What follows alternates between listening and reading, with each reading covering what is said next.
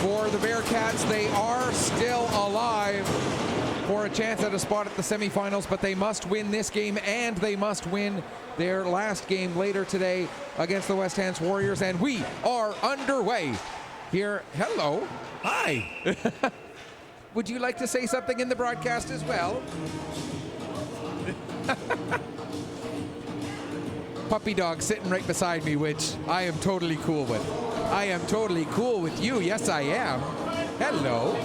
Hi. Yes, hi. Sorry, I'm a little distracted now. That's okay.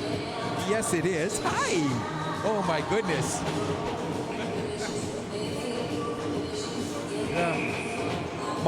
My color commentator for the game. Huh? You got something to say?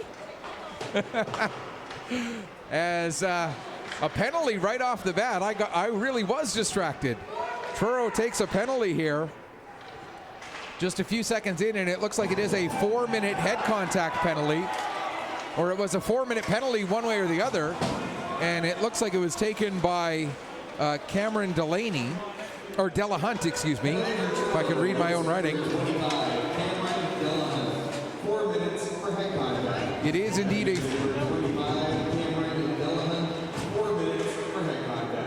And it was at 10 seconds of the first period, so a very quick penalty taken by the Bearcats. We can tell you that the power play of the Lumberjacks so far in this tournament is 3 for 12,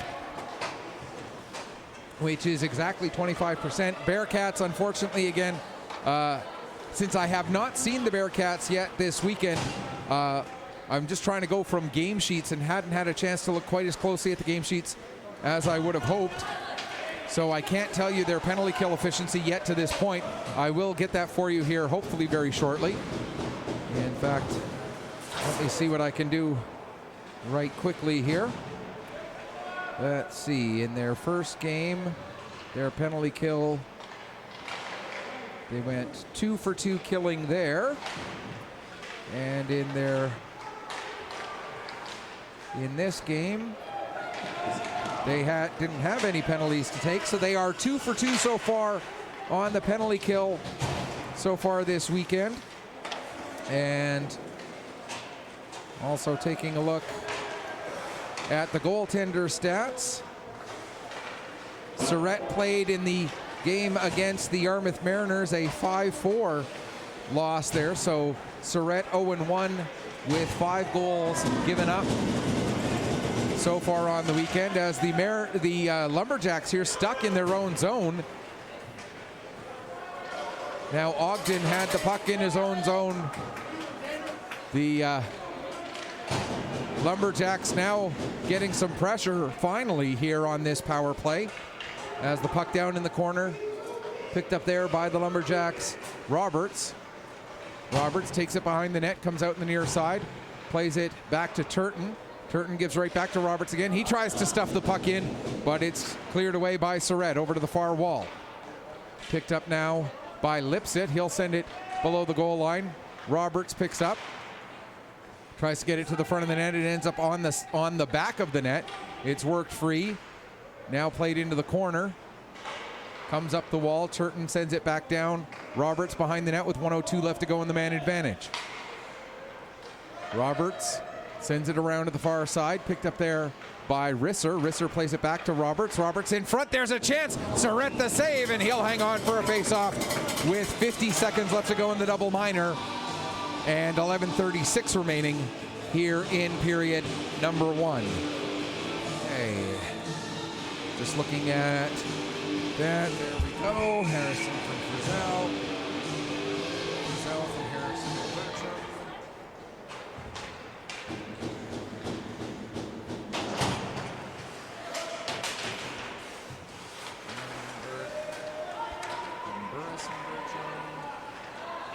As I'm just getting player stats updated here, taking a quick look at the previous score sheets from the previous games. And then Murphy. Puck cleared out by the Bearcats down the length of the ice with just 16 seconds left in the penalty. All right, Truro power power play went 1 for 2 there.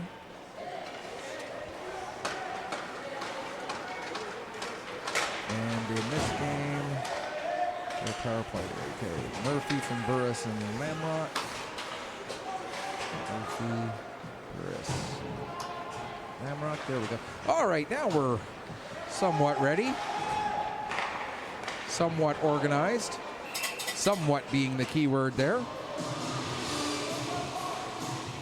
All right, as Surrett covers the puck and hangs on for a face-off, we are back to 5-on-5 as the Bearcats killing off the 4-minute head contact penalty taken by Cameron Delahunt just 10 seconds into the game. And just a quick update from the Keating Millennium Center, the game between the Antigonish Bulldogs and the Straight Richmond Pirates still showing as in progress, although they are down to the last couple of minutes of that one, with the Bulldogs leading it 3-1. We'll let you know as soon as that one becomes a final. Meanwhile, here we're just about 5 minutes in, and the Bearcats and Lumberjacks still look for the first goal of the game. Again, Truro coming in, needing a victory in this game as they are 0-2. Here comes Frizzell with the puck. Frizzell working his way and gets a shot away, looking to go far post. Puts it just a little bit too far to the outside. Now Frizzell trying to get it to the front of the net. There's a chance. Jamming, trying to get the shot away was Duggan. But now getting the puck and clearing it from the area in front of the net is Vaughn. Vaughn looking to work his way out to center. He will get the puck out into the neutral ice. And as it's sent back in, it hops over the stick of, I believe that's Toop. Yes, it is indeed. Now the puck not out of the zone as Brown holds it in. There's a shot that goes wide. Comes around to the near side and played out to center by Roberts. Roberts working his way in. Has the puck knocked off his stick down into the corner with 5:45 gone here in the first period. Bearcats and Lumberjack. Puck ends up back underneath Surrett, and he'll hang on for another face-off. And we'll get a stoppage with 5:51 gone here in the first period. Face-off to the left of Ryland Surrett. And we do try to be a little bit interactive here with our broadcast. You can send us a message through Twitter. Send us a tweet through the Twitter handle @Petter, P-E-T-T-E-R-P-C, as the water bottle scores. Referee trying to make some ice repairs down at the Lumberjack crease. They send a water bottle down to him, and the bottle ended up going right through the 5-hole on the referee there. Fortunately for him, it won't count against his goals against average. Puck gets to the line, but not out. Now, Bearcats looking to clear.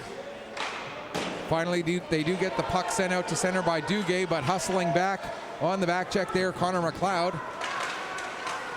Now pass broken up by Lipset. He couldn't quite find it in his feet, and it'll be picked up.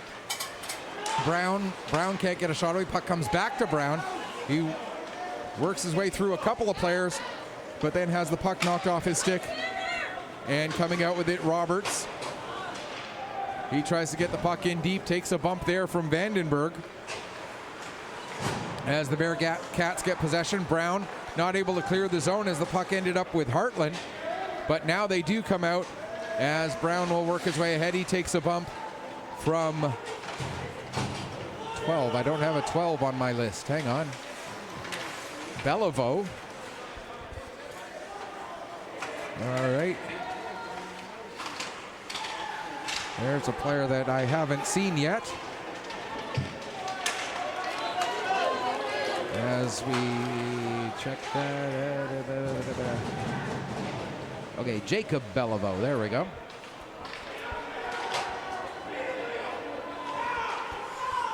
Beliveau making his first appearance, I do believe, in the tournament. He might have played in the game earlier this morning that the Lumberjacks played over at the Keating Millennium Center. We got another penalty coming up against Truro here as we reach the midway point of the period. And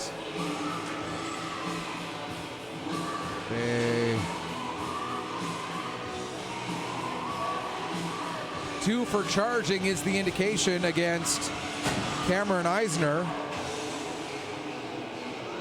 with 7:29 to go here in the first period. So technically the third power play of the game, by virtue of the fact that the first power play was a double minor. According to all the stats I've ever looked at, double minors count as two power play situations. It is now a final over at the Keating Millennium Center. The Antigonish Bulldogs getting a 3-1 victory over the Straight Richmond Pirates. Pirates drop to 0-3. And they will not be able to make it into the semifinals for tomorrow. Bulldogs advance to 1-0-2, which means they are alone right now in third place with 4 points from 3 games. And pending the outcome of the rest of the games today, there's a chance on the power play.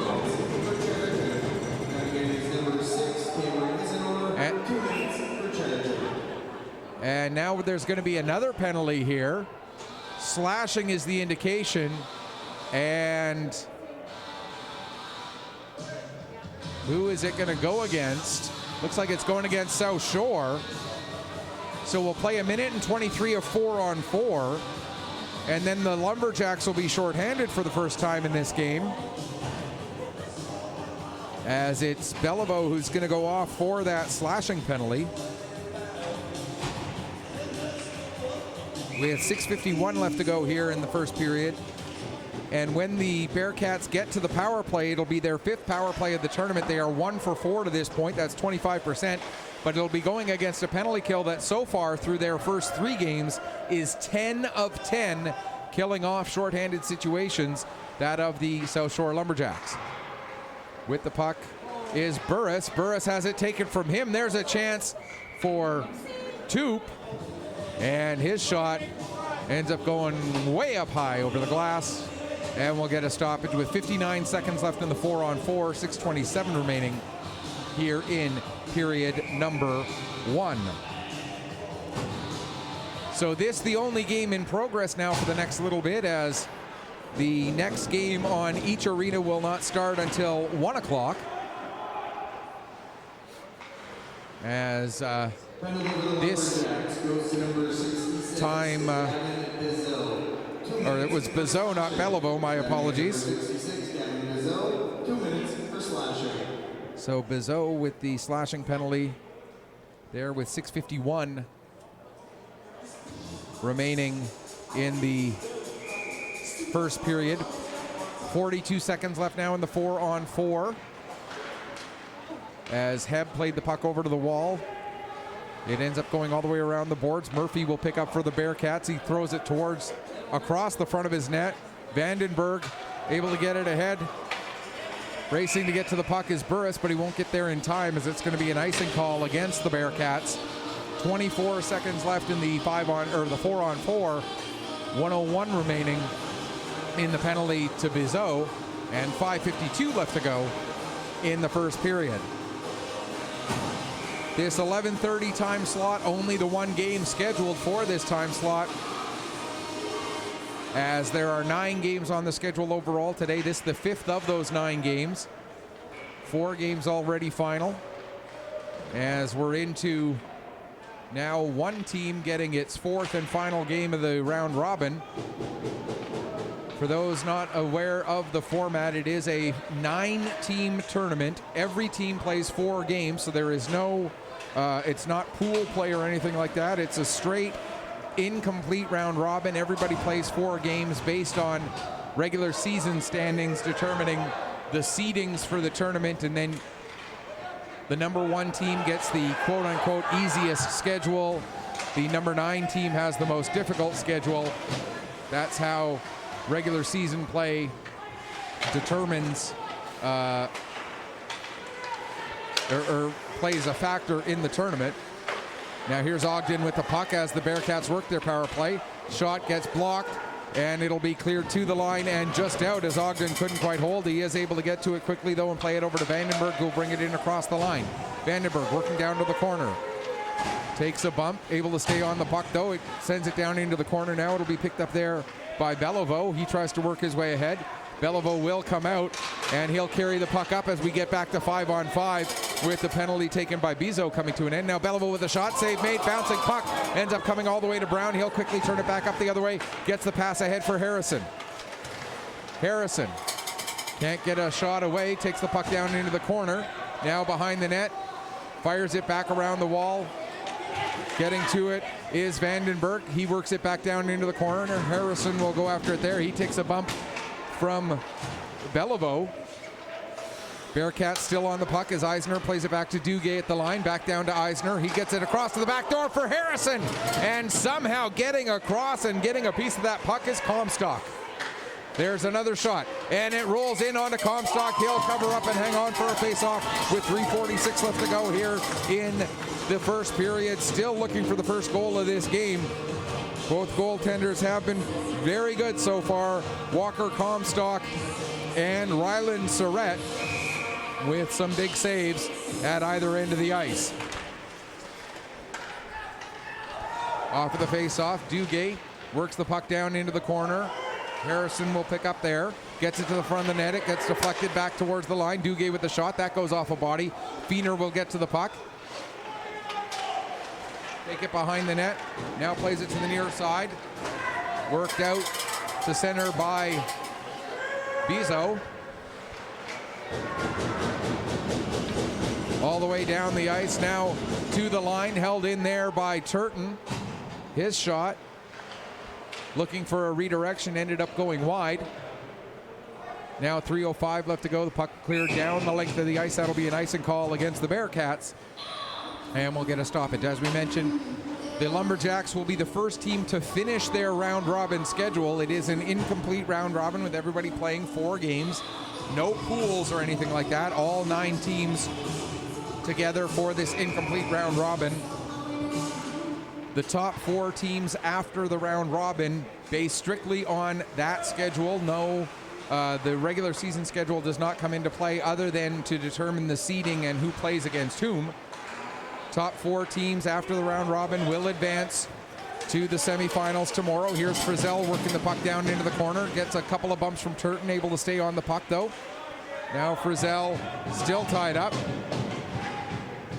Puck has worked up the ball to Ogden. He fires a shot. It looked like it was going to go wide, but not taking any chances is Walker Comstock. He covers up and hangs on for a face-off, or just holds the puck rather for a face-off with 2:32 to go in the first period. Lumberjacks guaranteed of finishing no worse than second. They will finish either first or second, depending on the outcome of this game and then the outcome of our next game between Acadia and Cape Breton West. As Cape Breton West also with a 3-0 record through their first 3 games. So if they both end up 4-0, then it will go to goal ratio to determine who gets the number 1 seed, who gets the number 2 seed. If they both finish 3-1, likewise, it will go to goal ratio. If one team gets a win and the other team gets a loss, or if the 2 results are different, regardless, those 2 teams will be the top 2 teams in some order. There's a shot, blocker save made by Comstock, and it goes up over the glass and out of play. 1:40 left to go in the first period.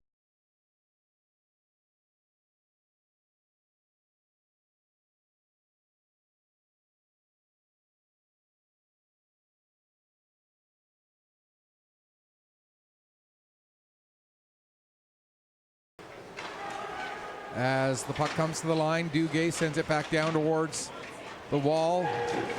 Lumberjacks able to create the turnover, but not able to clear the zone. Now Jollimore going after it. He'll take it behind the net all the way around to the near side. In to get it there for the Bearcats is Murphy. Now the puck comes up the wall and the Lumberjacks able to come out. Here is Hartland with the puck. He'll get a shot away. It comes off the end boards, comes right to Surratt. He couldn't cover it up as the puck remains loose. Now played to the front of the net. Surratt bats that away as we're about to reach the final minute of period number 1. There's a shot taken by Beliveau. It gets blocked. Another chance for Hartland. And Surratt from close range has to make a difficult save, but does so. Now the Bearcats looking to clear the zone.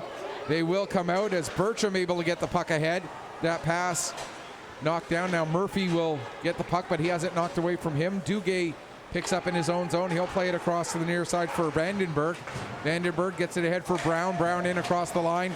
It's turned over there, though, and now Hartland coming the other way. He'll bring the puck into the Bearcat zone. Gets it over to Feener. Feener with a shot and a nice blocker save made once again by Surratt. 22 seconds left to go in the period. Harrison battling for the puck there against Feener. Neither of them end up getting it. It rolls down into the corner. Feener now will take it behind the net as he got it from, I believe that was Tipton. Tipton gives it back to Feener. Now back to the line. There's a shot from the point taken by Toop, and it's steered aside.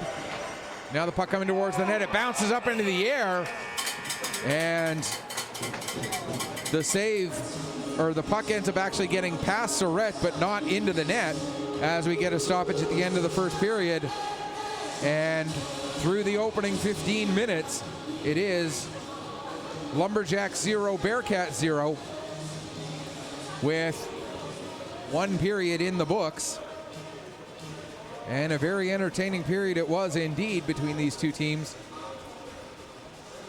Again, for the Lumberjacks, they will finish no worse than second. For the Bearcats, they can still make it into the semifinals, but they would need to get victories in both of their games. Actually, let me rephrase that. They could get a win and a tie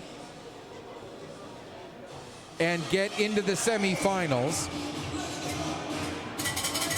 However, the tie would have to be this game, and the win would have to be against the West Hants Warriors in their final game.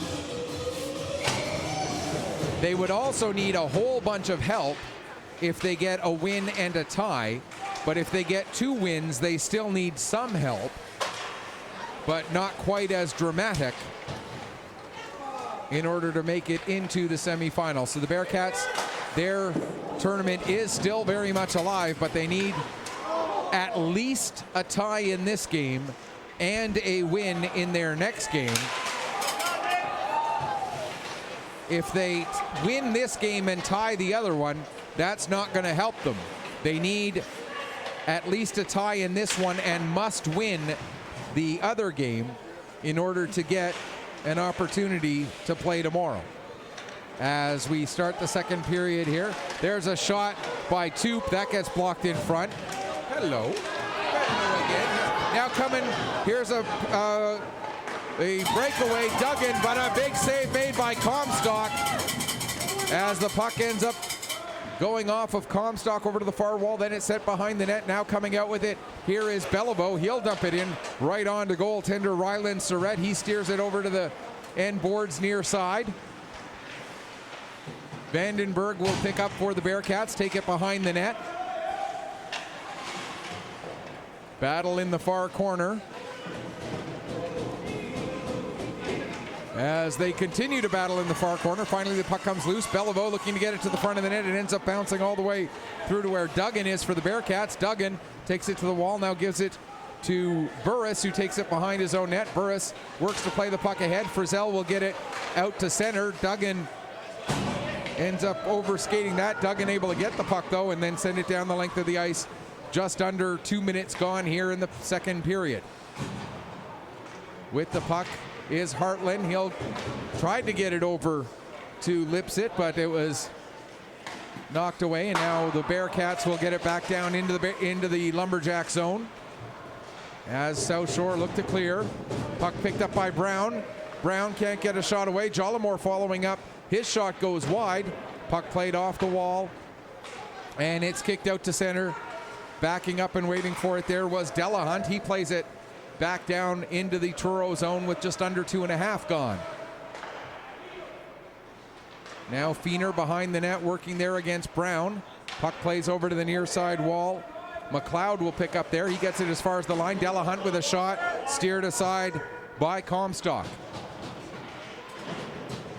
Battle along the near side boards. Can't quite see what's happening down in that corner. The referee telling them to move it though, as it's tied up right in the corner. Still trying to work the puck free. Finally, it does come free. And it looks like it's the Lumberjacks on the puck. They will get it ahead to the line. And not quite out though, as Jollimore helped to hold it onside. Now with it is Brown. He'll start to work his way back down low. Has the puck knocked off his stick. It ends up on the stick of Hartland. Hartland looking to get it ahead. He does get it up to Tipton. Tipton coming in, and he fires it just wide. Great opportunity there for Tipton, but he misses the target. Now Harrison coming the other way. Harrison gets the pass across, but Brown tries to redirect it. He ends up putting it just wide. Now another shot. That goes off the outside of the net. Harrison will play it around and up the boards. Held in at the line there by Vandenberg, but the Lumberjacks regain possession, come out to center. It's knocked off of the stick by Ogden. And getting it out to center is Brown. Following up, Lamrock. He gets it as far as the Lumberjack blue line. Now picking up is Vandenberg. He plays it back to Ogden, ahead to the line, not out. Now Heb with a shot.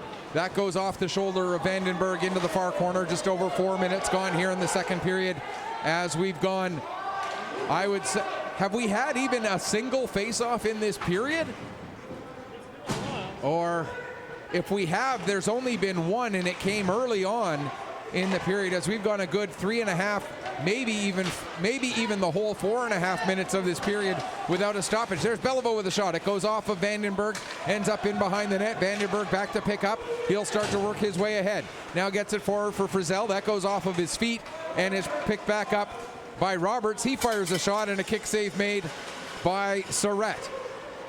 Bearcats back on the puck, looking to clear the zone. There was Eisner. He will get it out to center. Here, and coming out of his net to cover it up is Comstock, as Duggan was working his way in, and we're going to get a penalty there to Lane Duggan for slashing the goalie after the whistle. At least I believe that's what the penalty is for. Maybe it's not a slash, maybe it'll be a different variation of a call, but either way, it will go against the Truro Bearcats here with 10:06 left to go in the period. And, or are we getting coincidental penalties? As the Lumberjack penalty box is also open.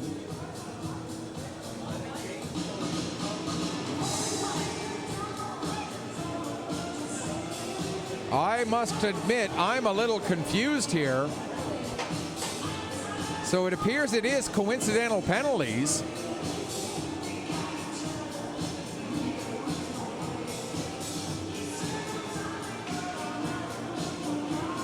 But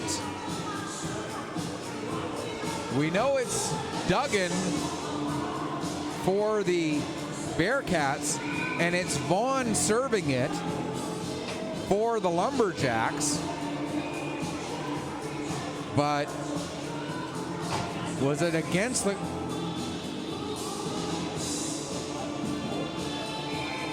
It's going to stay 5-on-5.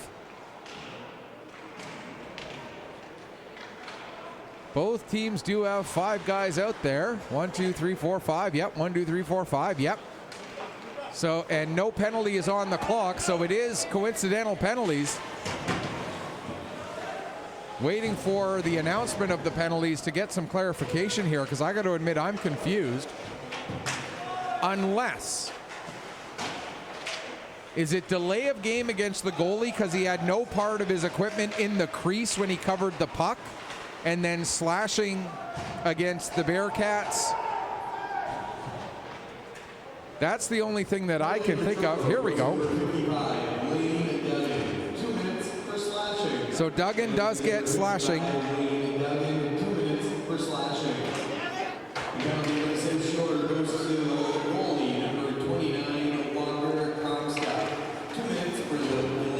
It is indeed delay of game, because he had no part of his equipment in the crease when he covered the puck. It is technically delay of game.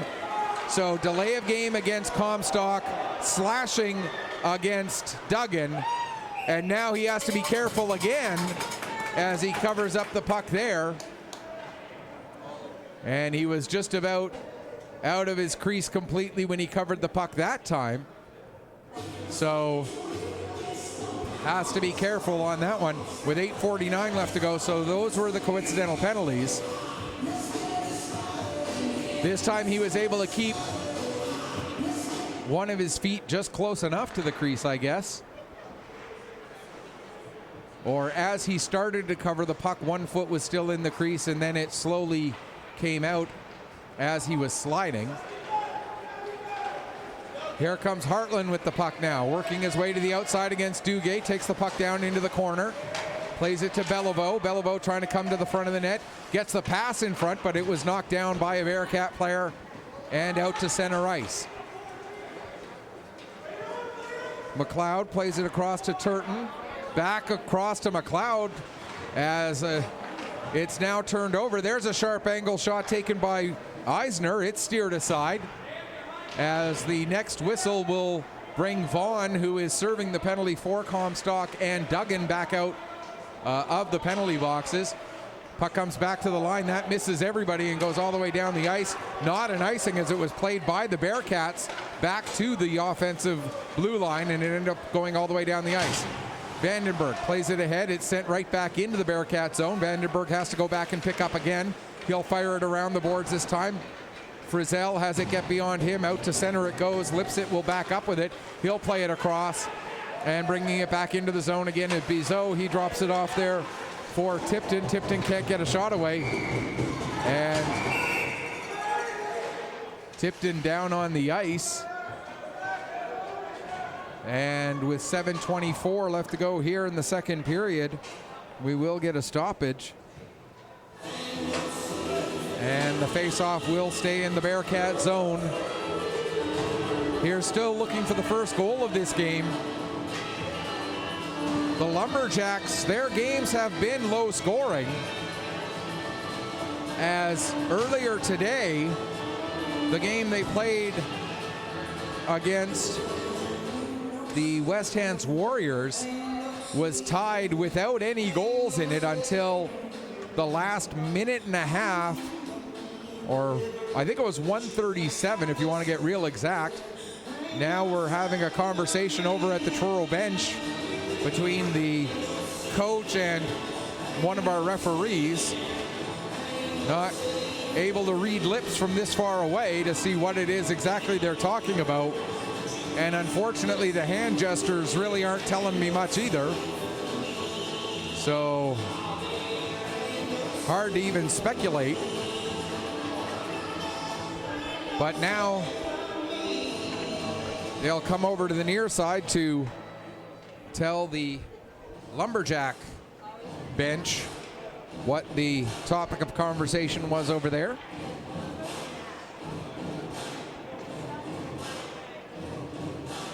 And still not quite able to read lips, but whatever it was, everything is clarified, good enough for everybody, and we're ready to move on. As the puck is dropped, it comes back to the line for Heb. Heb not quite able, or was able to hold it onside, but now it comes out to center. Heb back on it again. He'll get it as far as the Bearcat line. Delahunt plays it across the far side for Ogden. He'll work it up the wall. That's knocked down. Taking a big hit there was Feener, and the puck ends up on the stick of Duggan. He gets it ahead for Frizzell. Frizzell will have to go over to the wall to pick it up, try to get it up for Duggan, but that pass batted away, and now Roberts will play it up to Beliveau. Here comes Beliveau in across the blue line. Beliveau stops, works it down into the corner. Delahunt will be the first one there. He ends up losing it, and a great chance there for, I believe that was Beliveau. It was indeed Beliveau who took that shot, but Ryland Surratt continuing to stand tall here for the Truro Bearcats, and it remains tied at goose eggs with 6:37 left to go in the second period.